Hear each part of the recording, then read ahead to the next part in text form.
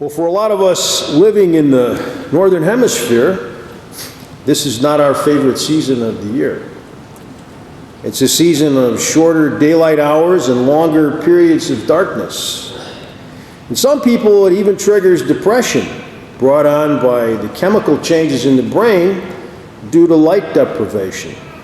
It's called SAD, or seasonal affective disorder. And a small percentage of people have actually been diagnosed with this condition. To aid in guarding against this illness, some people use sun lamps or leave their Christmas lights burning far into the winter. Others, if they can afford it, take extended vacations to places like Arizona or Florida to bask in the warmth of the sun and take in the vitamin D that comes directly from the sunlight. In a similar way, today's readings focus on the light of God's saving action that has dispelled the darkness of destruction and death. The light in our first reading refers to the reversal of fortune for Israel after a crisis that involved Assyrian invaders overtaking the area of the northern tribes. In the Gospel, this same text is quoted, but this time referring to the light that has dawned with the coming of Jesus. In the section of Matthew's Gospel immediately preceding today's Gospel, Jesus has spent 40 days and nights in the desert, fasting, resisting the temptations of Satan, quoting Scripture in his confrontations with the devil, and being ministered to by angels. These were preparations that helped him get ready to begin his public ministry. The Gospel of John notes in chapter 3 that after Jesus was baptized, he spent time baptizing in the Judean countryside while John the Baptist was baptizing at Aenon near Salmon. And today's Gospel of Matthew picks up the story with the Baptist having been arrested, which motivates Jesus to return to Galilee. Jesus may have returned to Galilee to pick up where John left off. Regardless of why he returned, this was a risky move, since it was Herod, the Tetrarch of Galilee, who arrested John. But Jesus did not return to his hometown of Nazareth when he returned to Galilee. Nazareth was a sleepy village of only a few hundred people.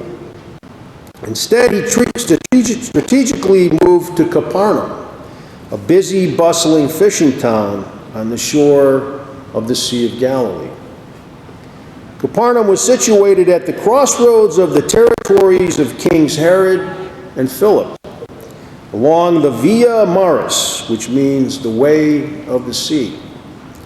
The Via Maris was the international trade route that connected Damascus and Syria with Phoenicia and Egypt, a sort of interstate highway of that time. By basing his ministry in Capernaum, the light of Jesus would ignite with his healings, preaching, and teaching. The light that it would ignite would have a much greater reach than had he worked from back home in Nazareth. All those people passing through Capernaum and traveling on the Via Maris would see, or at least hear about him and his healings and teachings, and spread the word about him when they reached their destinations. Very early in the Gospels, we find that others are enticed by Jesus' invitation to share in catching people in the net of the reign of God that with his arrival is now at hand. By his invitation, he makes it clear that this, his mission, is a communal effort. In one of the first acts of his public ministry, Jesus turns to some of his new Jewish neighbors in Capernaum. He calls two pairs of fishermen brothers, Simon, who is called Peter, and Andrew. Then the brothers James and John. "Come after me," he invites them, "and I will make you fishers of men." And they dropped everything and joined him at once. We know how the story plays out from there. The point I want to make here, brothers and sisters, is that this call of Jesus applies to us as well. We all have our own boats. That is, our lives and the homes in which we live, where we come from. And we all have our own fishing, what we do for a living, or however else we occupy the waking hours of our day. Where we live and what we do, these are our comfort zones.